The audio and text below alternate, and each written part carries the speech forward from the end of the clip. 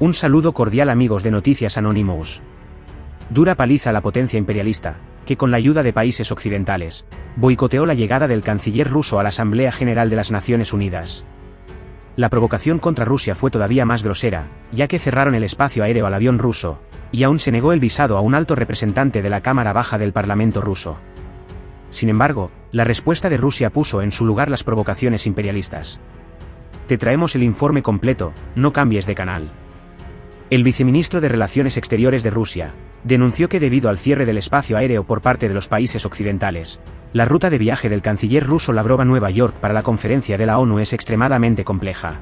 Según la agencia de noticias TASS el día 19, el viceministro de Relaciones Exteriores ruso Ryabkov dijo a los medios que debido a que algunos países occidentales cerraron su espacio aéreo a Rusia, el ministro de Relaciones Exteriores ruso, Lavrov, tomó un avión especial a Nueva York para asistir a la 78ª Asamblea General de las Naciones Unidas, en una ruta extremadamente compleja.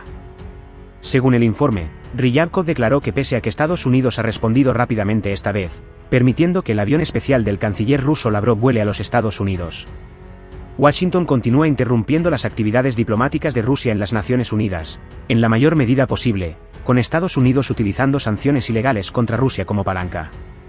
Aunque esta vez, tal vez por temor a represalias, Estados Unidos permitió que los periodistas acompañantes de Lavrov obtuvieran una visa antes de que partiera toda la delegación, y también permitió que el Ministerio ruso de Relaciones Exteriores obtenga un permiso especial de vuelo de avión de manera oportuna, dijo Ryabkov. El informe también señaló que Ryabkov manifestó que debido a que algunos países occidentales han cerrado su espacio aéreo a Rusia, la ruta es extremadamente compleja en términos de tiempo y distancia. Sin embargo, el informe no detalló la ruta específica. El informe también mencionó que durante la visita de Lavrov a los Estados Unidos, para asistir a la Asamblea General de las Naciones Unidas en septiembre de 2022, su avión especial pasó por alto el espacio aéreo de países hostiles a Rusia, y tuvo que volar durante aproximadamente 12 horas. Al momento de la publicación del presente informe, los funcionarios rusos aún no han publicado ninguna noticia sobre si Lavrov ha partido hacia Nueva York para asistir a la conferencia.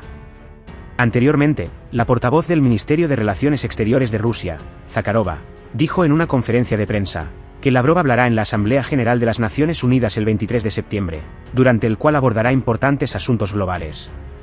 El boicot contra Rusia es evidente, ya que hace unas horas tanto el presidente de Estados Unidos, Biden, así como el títere ucraniano, Zelensky, intervinieron en la 78ª Asamblea General de las Naciones Unidas. Y este último atacó directamente a Rusia, sin que se pudiera oír en la asamblea la contraparte rusa. Se buscaba que las naciones presentes oyeran solo una postura sobre la guerra en Ucrania, la postura de los países occidentales.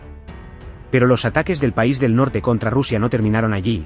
Un alto representante del Parlamento ruso en materia diplomática fue impedido de viajar a la Asamblea General de las Naciones Unidas al negarle directamente la visa.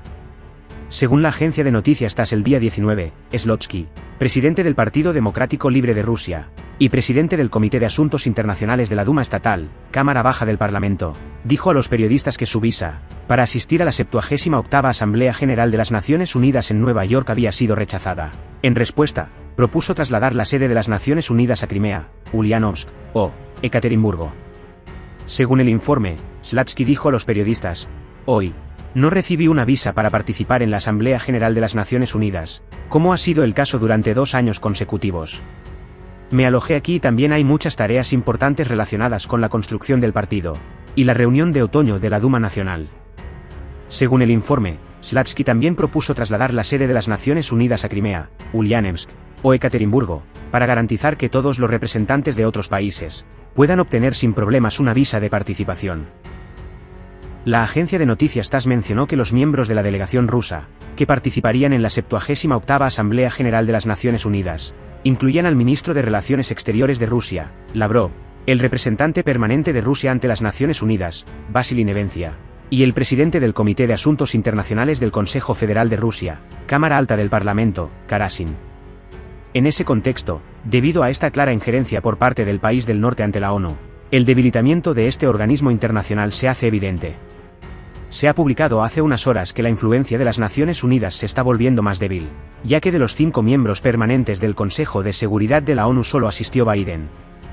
Las Naciones Unidas actuales se parecen más a un escenario en el que cada individuo actúa, con pocos actores, pocas audiencias y pocas actuaciones importantes. Entonces, la 78ª Asamblea General de las Naciones Unidas se inauguró en Nueva York, y entre los 5 líderes permanentes del Consejo de Seguridad, solo asistió el presidente de los Estados Unidos, Biden. Tal vez como anfitrión, los estadounidenses finalmente le darán una cara a esta sesión de la Asamblea General de las Naciones Unidas. Pero otro hecho es que en años anteriores, Putin no participó en las reuniones de la Asamblea General de la ONU. Los líderes británicos y franceses no siempre vienen. Después de todo, la conferencia de la Asamblea General de las Naciones Unidas es básicamente un escenario de visualización unidireccional. Todavía es difícil esperar que la Asamblea General de las Naciones Unidas debate y tome decisiones, como un centro de coordinación internacional.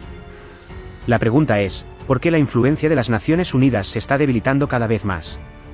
En primer lugar, la aplicación de las resoluciones de la Asamblea General es cada vez más débil. Formar una resolución puede no ser difícil, pero una resolución es solo una resolución. Es solo una opinión pública, no puede resolver el problema. Por ejemplo, cuando ocurre un golpe militar en un determinado país, la Asamblea General de las Naciones Unidas lo condena o no reconoce al nuevo gobierno militar. Pero, ¿cuál es la próxima solución? No proporciona una respuesta eficaz. En segundo lugar, el Consejo de Seguridad, órgano ejecutivo de la Asamblea General, tiene cada vez más dificultades para llegar a un consenso.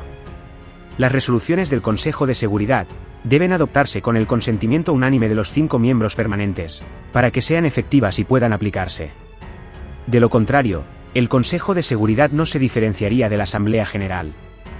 Actualmente se ha convertido en un mero órgano de exposición o debate de posiciones. Después de hablar, se acabó, no hay acción, ni ejecución.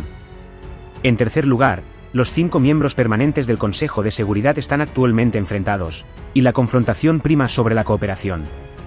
Por ejemplo, a raíz de la guerra entre Rusia y Ucrania, Occidente, con Estados Unidos a la cabeza, ha impuesto sanciones a Rusia.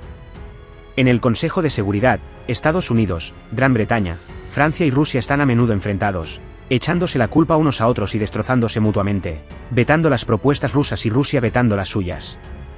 Por lo tanto, la influencia de las Naciones Unidas está estrechamente vinculada al poder de acción del Consejo de Seguridad. Cuando el Consejo de Seguridad pierde su poder de acción, las Naciones Unidas también pierden su influencia. Muy buenas tardes. Joe Biden ha pedido a los líderes mundiales que se opongan a cualquier conversación de paz con Rusia que no pase precisamente por incluir las exigencias de Ucrania. Dice Joe Biden que si uno se pliega a las necesidades de Rusia y divide el territorio de Ucrania, ¿dónde se pone el punto final? El mundo se va a aburrir y va a permitir que se ataque a Ucrania sin consecuencias. Pero yo digo lo siguiente: si abandonamos los principios básicos a la agresión, ¿acaso un miembro de esta organización puede estar seguro de que se verá protegido si permitimos que Ucrania sea víctima? ¿Será segura? Suscríbete a mi canal para recibir más videos.